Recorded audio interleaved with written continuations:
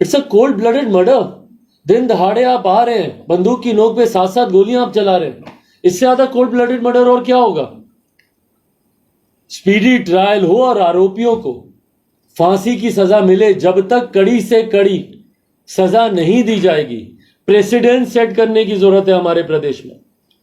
जब तक ऐसी सजाएं नहीं मिलेंगी, आरोपियों का मनोबल इसी तरीके से बढ़ता रहेगा। और मैं मीडिया के भी तमाम साथियों से, आप लोगों से भी आग्रह करूंगा, लोकतंत्र का चौथा स्तंभ है जवाबदेही, बनाइए इस सरकार को, होल्ड देम अकाउंटेबल।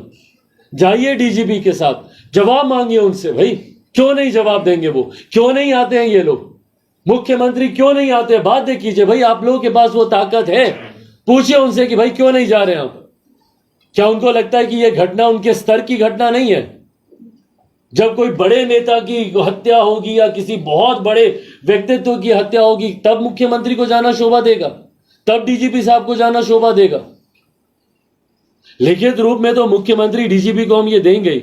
मैं केंद्र सरकार, केंद्रीय गृह मंत्री जी के भी संज्ञान में यह विषय दूंगा और मैं चाहूंगा कि केंद्र सरकार भी स्वतः इस विषय का संज्ञान ले और अपने स्तर से जितनी तत्परता से इसकी जांच हो सकती है, जांच कराने का वो लोग भी प्रयास करें। पर पुनः आपके माध्यम से ये मांग बिहार सरकार से करूंगा कि अब समय है, अब अगर अब भी नहीं जागे तो बिहार छन्नी छन्नी हो गया। भाई बिहार का कोई क्षेत्र शायद ही आज की तारीख में ऐसा बचा है जो लहूलुहान ना हुआ। कितने और बिहारियों की हत्या का इंतजार करेंगे मुख्यमंत्री? और अगर इसको आरोपियों को संरक्षण देना नहीं है तो और क्या है भाई? जो पीड़ित परिवार है वो आज आंसू में डूबा हुआ है और आरोपी खुलेआम घूम रहे हैं और निडर होकर घूम रहे हैं। अभी भी उनको किसी बात का डर नहीं। आरजेडी से बिलोंग करते हैं, जो तस्वीरें आई सामने, जो आरोपी हैं वो आरजेडी दफ्तर में कई बार माल्यार्पण करने पहुंचे और ये भी है कि वो आरजेडी पार्टी से भी बिलोंग करते हैं। जो आरोपी है कहीं ना कहीं आरजेडी की ओर से संरक्षण तो नहीं मिल रहा है। अगर संरक्षण नहीं है तो और क्या है भाई?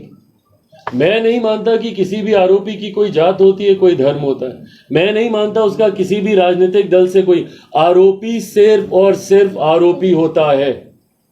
कल को भगवान ना करे मेरी पार्टी से अगर कोई ऐसे तस्वीर सामने आई, सबसे पहला संभवतः व्यक्ति मैं ही होऊंगा जो उसको सामने लेकर आएगा और आप इस पर कार्रवाई कीजिए। ऐसे अगर वो किसी राजनीतिक दल से भी जुड़ा हुआ व्यक्ति है जिसके ऊपर आरोप है, तो क्यों नहीं उस पर कार्रवाई की जा रही? और नहीं कार्रवाई करना ही दर्शाता है कि संरक्षण प्राप्त है इन लोगों को। 26 दिन हो गए भाई, वही हम कह रहे हैं। 26 दिन के बाद भी अगर आरोपी पे कार्रवाई नहीं हो रही है तो कहीं ना कहीं संरक्षण ही है ना, क्योंकि वो सत्ताधारी दल से वो व्यक्ति जुड़ा हुआ है। इसीलिए आप उस पर कार्रवाई नहीं करना चाहते हैं या करने से आप डर रहे हैं। कारण जो भी हो, आप अपराध को तो बढ़ावा दे ही रहे हैं। इसीलिए जब जंगल राज कहा जाता है, इसीलिए जंगल राज कहा जाता है क्योंकि ऐसे राजनीतिक दल हैं सत्ता में जिनके पार्टी से जुड़े हुए लोग ऐसी घटनाओं को अंजाम देते हैं और उसके बाद उनके ऊपर कोई कार्रवाई नहीं है।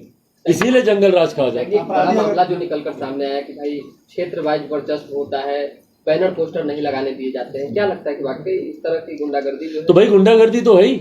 हमारे पार्टी के कार्यकर्ता ने अभी आपके सामने इस बात को प्रमुखता से बोला कि हम लोग की पार्टी के बैनर पोस्टर होर्डिंग नहीं लगने। आज इनकी नीलेश जी की हत्या क्यों हुई भैया? एक युवा जो कि राजनीति के क्षेत्र में दमखम के साथ और जनता के प्यार के साथ वो आगे बढ़ रहा है, इसीलिए ना हत्या की गई। अगर ये नहीं इस तरीके से लोकप्रिय होते, नहीं चुनाव दर चुनाव जीतते रहते, नहीं व्यवसायिक तौर पर ये इतने मजबूत सक्षम होते, तो आज नहीं इनके ऊपर कोई ऐसी घटना घटती। पर जिसका वर्चस्व बढ़ेगा, स्थानीय ऐसे असामाजिक तत्व के लोग हैं जो अपने घटते वर्चस्व को बर्दाश्त नहीं कर पाते। आज भैया लोजपा का बैनर पोस्टर यहां पे क्यों नहीं लगेगा? क्यों? ताकि दूसरी पार्टी का वर्चस्व ना आ जाए।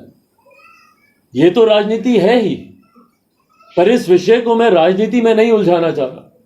शुद्ध उस व्यक्ति को एक अपराधी के तौर पर देखा जाए, ना किसी राजनीतिक दल के पार्टी के पदाधिकारी के तौर पर, ना किसी पार्टी से जुड़े होने के नाम।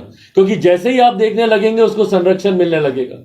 और इस दृष्टि से देखा जाता है, इसीलिए अभी तक अधिकांश अपराधी खुलेआम घूमते हैं। बिहार में जितनी हत्याएं हुई हैं भैया, वो धन बल पर ही होती है ना, क्योंकि वो लोग धन से, बल से, मसल पावर से वो लोग सक्षम होते हैं। और उसी का लाभ वो लोग उठाते हैं। राजनीतिक संरक्षण सत्ताधारी दलों से उन लोगों को मिला होता है और उस पर कोई कार्रवाई नहीं होती। क्यों अभी तक स्थानीय प्रशासन के लोग क्यों नहीं बोलते भैया?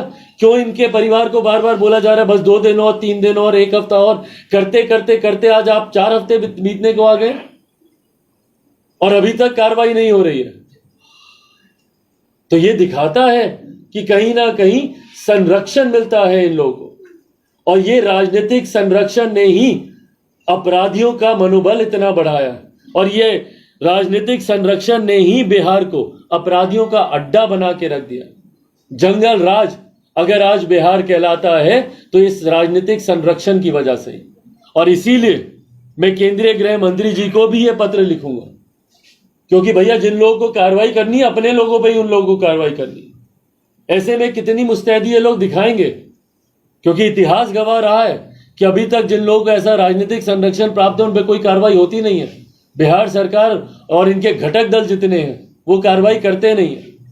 इसीलिए केंद्र सरकार से भी मैं आग्रह करूंगा कि वो भी इसमें हस्तक्षेप करे, और मुख्यमंत्री से अगर नहीं होता तो सिफारिश कर दे भैया सीबीआई जांच की, मैटर केंद्र के प्रति सौंप दे, क्योंकि मुख्यमंत्री जी से संभव नहीं होगा कि अपने ही घटक दल से, क्योंकि कुर्सी बचाने में वो लगेंगे, कैसे सवाल जवाब करेंगे अपने ही घटक दल से कि अपने नेताओं पे आप कार्रवाई करें। परिवार को न्याय मिले, बस ये उम्मीद हम लोग सरकार से करते हैं।